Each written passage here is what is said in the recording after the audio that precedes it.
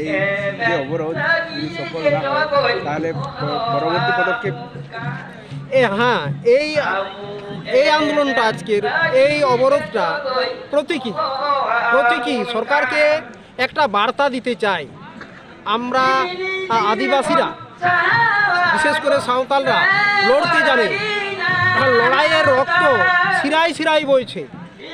আমরা লড়তে জানি, লড়ে আদায় করতে জানি। সরকারকে বার্তা দিতে চাই আমাদের ভাষার প্রতি, আমাদের ধর্মের প্রতি যে দায় দায়িত্ব আছে,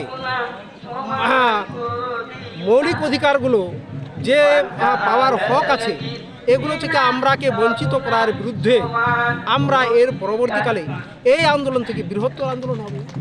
এটা স্থলপথ আজ অবরোধ করেছি নির্দিষ্ট কয়েকটি জায়গায়, পরবর্তীকালে সমস্ত জায়গায় অবরোধ করব এবং রেলপথও অবরোধ করব। এর পরেও যদি না হয় আন্দোলন আবার উত্তর বৃদ্ধি হবে, এই কথা বলতে। আজকে যে লালপুর অবরোধ হয়েছে আর পশ্চিমবাংলায় কোথায় কোথায় হয়েছে?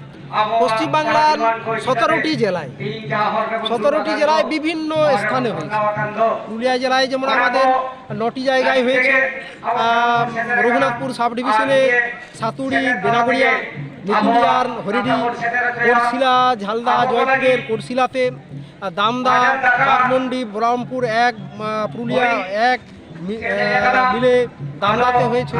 মানবাজার 1 নম্বরে রাইস মিল মোড়ে, মানবাজার 2 হয়েছে গুরুডিতে এবং গুড়া থানার এই যে আজকে এই আজকের মূল এজেন্ডা সাঁওতালি ভাষা, অতি প্রাচীন ভাষা। এই ভাষায় পঠন পাঠন এবং এই ভাষার শ্রীবৃদ্ধি চর্চা করানোর জন্য পৃথক সাঁওতালি শিক্ষা বোর্ড চাই